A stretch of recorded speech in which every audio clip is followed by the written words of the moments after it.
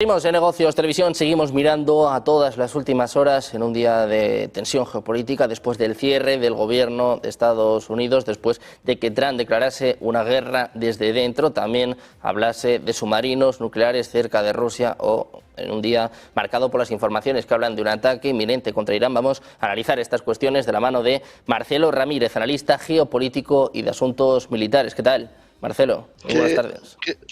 ¿Qué tal? ¿Cómo estás? Buenas tardes.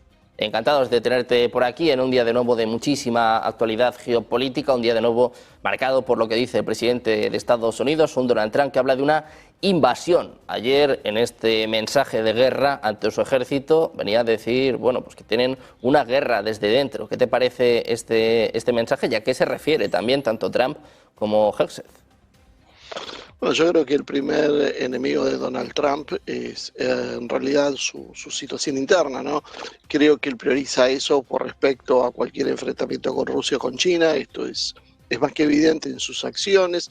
Estados Unidos, tenemos que entender que virtualmente está dividido en dos facciones que están al borde de una guerra civil.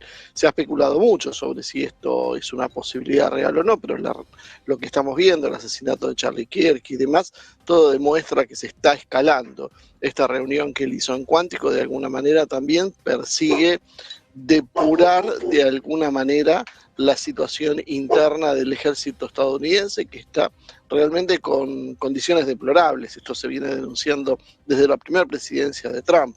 Básicamente las Fuerzas Armadas, ellos decían que la gente de Trump que dedicaba más tiempo a las cuestiones de género que a entrenamiento militar. Bueno, es un poco también lo que dijo Hegseth.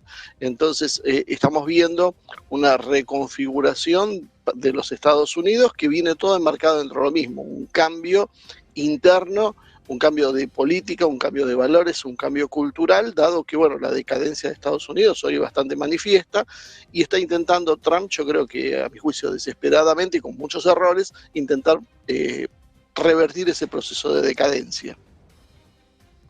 Bueno, pues precisamente Hegseth hablaba sobre la decadencia del ejército, hablaba sobre nuevos estándares. No es lo único que comentaba ayer el presidente de Estados Unidos, también hablaba de Rusia, de este choque que ha tenido con el expresidente ruso, Dmitry Medvedev, y hablaba de submarinos nucleares cerca de Moscú. ¿Qué te parecen estas amenazas de Donald Trump y hasta qué punto se puede tomar en serio? Porque es cierto que la dialéctica entre Rusia y Estados Unidos viene cambiando desde la reunión de Alaska. Eso es cierto, también hemos visto a lo largo de la historia casi como un patrón de movimientos de Donald Trump. Él incrementa la tensión de alguna manera como para golpear más fuerte en la mesa y por otro lado él lo hace de cara a la opinión pública interna de los Estados Unidos que tiene una especial animadversión contra los presidentes que consideran débiles. Entonces él tiene que mostrarse muy fuerte. Después lo vimos con Kim Jong-un en Corea del Norte, como después de todos esos exabruptos terminaron dándose un abrazo. Entonces hay que tomar con pinzas lo que quiere decir Trump. En definitiva, esto es más publicidad que otra cosa. Los movimientos que él anuncia de 1 o 2 submarinos nucleares, así en forma también bastante imprecisa, no es nada nuevo. Los submarinos nucleares, especialmente los Seawolf y los clase Virginia, suelen patrullar las costas rusas. Lo que dicen los rusos, porque ellos también hacen lo mismo con las costas de Estados Unidos, bueno, que ellos no detectan nada, de alguna manera mostrando a través de las palabras de miedo de que ellos tienen un control operacional de la zona. En definitiva, me parece que creo que lo tenemos que ver por ese lado, más como un alzar la voz muy al estilo Trump.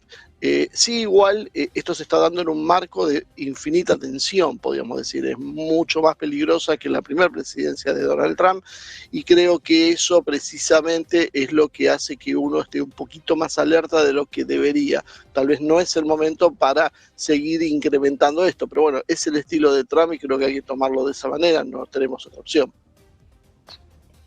Bueno, pues pendientes de Trump, pendientes de Rusia, te quiero preguntar también por la tensión entre Rusia y la OTAN en estas semanas en las que hemos visto alertas en Polonia, en Noruega, en Dinamarca, en Estonia. Hoy se reunían los principales líderes europeos hablando de confiscar los activos rusos. Parece que todavía no hay unanimidad, pero sí que está claro, si hablamos ya de una escalada entre Rusia y Estados Unidos, entre Rusia y Europa, la tensión es total. Te quiero preguntar por esto, Marcelo. Marcelo, si crees que tiene precedentes y sobre todo si crees que se va a poder solucionar en algún momento.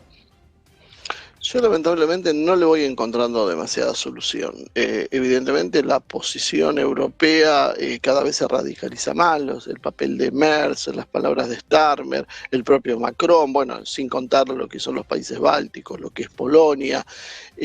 Hay una especial actitud agresiva hacia Rusia. Yo creo que esa situación se está marcando con el paso del tiempo. Creo que Europa ha decidido ir a la guerra. De hecho, lo más extraño de todo esto es que se anuncia. Yo no he visto muchos casos de anunciar una guerra, inclusive con fechas probables antes del 2030. Alemania empieza a dar pasos muy firmes en el sentido de encaminarse hacia el reclutamiento obligatorio de hombres y de mujeres, porque en definitiva eso es lo que van a terminar haciendo. O sea, todo el proceso se está cristalizando. Rusia no tiene demasiadas escapatorias. Yo creo que Rusia ha llegado al punto máximo de paciencia. Creo que Rusia tiene en claro que la cuestión de Ucrania en realidad se trata de una pelea por la seguridad nacional o la necesidad de controlar sus fronteras, sobre todo las fronteras orientales, las fronteras que tienen que ver con las zonas de influencia como son las de Europa Oriental, es una prioridad para Rusia. Y creo que las palabras de Rusia, sobre todo de Putin, deben ser tomadas muy en cuenta. Cuando ellos hablan de que la situación es de extrema gravedad, o sea, Rusia tiene una determinación que, a diferencia de lo que hablábamos antes con Donald Trump, donde decíamos, bueno, Trump habla, dice, pero después no sabemos exactamente a qué va a apuntar y qué es lo que va a hacer, probablemente lo hace para desescalar. En el caso de Rusia, las cuestiones son diferentes. Rusia es un país mucho más firme, no suele hacer este tipo de declaraciones, y creo que en el fondo hay un problema que es irresoluble. Evidentemente se están enfrentando por una cuestión que es vital aparentemente para ambos sectores. Uno no entiende a veces por qué este es el camino que ha elegido la Unión Europea. Es un camino que obviamente no lo favorece, lo vemos con el proceso de desindustrialización alemana. Además no tienen ejércitos que estén en condiciones, están intentando a contramarchas prepararse para un enfrentamiento militar con Rusia, en el cual yo creo que también llevan todas las de perder. Sinceramente parece una actitud demencial, pero bueno, uno no encuentra las razones por las cuales Europa podría llegar a detenerse, porque evidentemente están tomando una actitud que, además de cerrada, prestemos atención cómo están eliminando a los partidos opositores, bueno, las proscripciones ahora en Moldavia. Todo va apuntando hacia la instalación básicamente de gobiernos cada vez más cerrados ante las presiones de la opinión pública, que comienza obviamente a desgastarse ante una situación así. O sea que creo que realmente, lamentablemente, el rumbo parece de una guerra firme que se va a dar entre Rusia y Europa, y tal vez lo más que podemos aspirar es a que se maneje en términos convencionales y no salte a armas nucleares. Bueno, pues pendientes de esta tensión entre Rusia y Europa, te quiero preguntar también por Oriente Medio, con un Donald Trump que ayer decía, bueno, pues que había terminado con esta guerra que va a durar casi 3000 años, decía prácticamente una vez más que se merece el Premio Nobel de la Paz, pero hoy hemos escuchado a Hamás, bueno, pues dejándolo por lo menos en el aire, ¿no? Diciendo que hay muchos puntos, hay muchas partes de este plan de 20 puntos que no satisfacen ni mucho menos a Hamás, y incluso a priori parece que va a rechazar esta propuesta. ¿Cómo ves la situación en Oriente Medio y también, bueno, pues esta guerra de Israel que parece que no va a terminar? Es que ahí también llegás a un punto que es bastante complicado de resolver, dado que uno debería preguntarse cuáles son las políticas reales de Israel, o sea, cuál es el objetivo estratégico que tiene Israel. Israel, en aras a hablar de la seguridad y la necesidad de establecer calma dentro de su país, lo que está haciendo, bueno, históricamente es agrediendo a sus países vecinos. Esto es un hecho objetivo, no se trata de una posición ideológica, uno lo puede observar constantemente en Israel. Israel implica que va hacia lo que se conoce como el Gran Israel, que significa nada más y nada menos que cercenar parte de media docena de países que lo rodean. Esto evidentemente es un proyecto que es muy difícil de concretar en forma pacífica, podríamos decir que es imposible esa medida. Los cambios que se están dando en Medio Oriente, algunos son determinantes. El acuerdo que se ha establecido ahora entre Pakistán y Arabia Saudí, por ejemplo, le da un paraguas nuclear a Arabia Saudí. La potenciación de las Fuerzas Armadas iraníes, que han tomado, yo creo que buena cuenta del enfrentamiento de los 12 días, de las falencias que tenían, sobre todo en los aspectos de defensa aérea, se fueron condicionando de alguna manera. Hoy creo que entre un 70 y 80% podríamos decir esos fallos han sido revertidos, según estiman los expertos militares. Todo va generando también una situación de, bueno, tenemos un Israel que es expansivo, es un Israel que como fin último tiene la idea de ocupar los países por una mezcla de razones que tienen que ver con las políticas, también con las religiosas, que cuenta con apoyos muy importantes dentro de los Estados Unidos. Si uno prestó atención a los detalles, el discurso de Netanyahu ante Donald Trump parecía básicamente el dueño de casa, era quien imponía las reglas, quien marcaba los tiempos e inclusive no se privó de amenazar con serias consecuencias si esto no se cumplía de acuerdo a los deseos de Israel, comprometiéndose además a no aceptar la solución de dos estados. O sea, en definitiva, parecería que lo que piensa Donald Trump de haber solucionado esta guerra está, podríamos decir, muy verde, es un proceso que es muy incipiente y que la verdad parece muerto antes de nacer, dada que las condiciones son muy difíciles de aceptar para el mundo árabe palestino o el mundo de Medio Oriente en general, dado que pudimos observar también cómo básicamente todo el plan en realidad es básicamente ceder ante las demandas de Israel.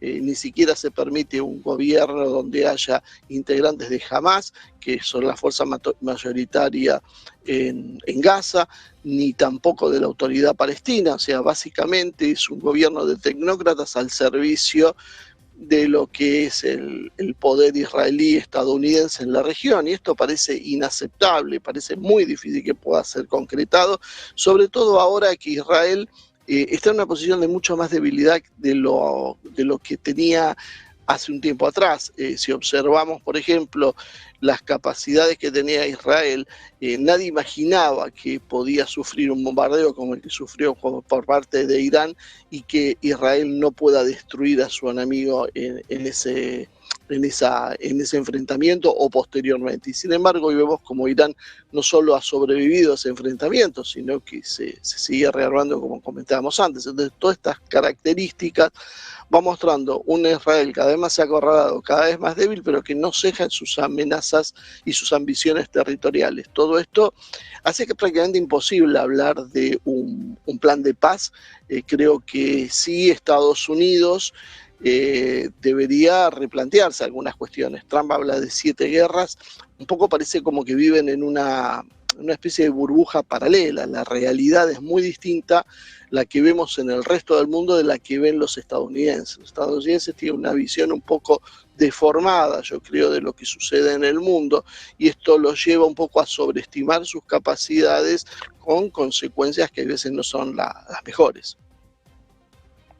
Bueno, pues el mundo pendiente de Estados Unidos de si se termina o no esta guerra en Oriente Medio y de si se va a producir o no un ataque contra Irán, que parece el próximo capítulo. Marcelo, muchísimas gracias por estar con nosotros. Un placer tenerte por aquí. Muchísimas gracias. Gracias a ustedes.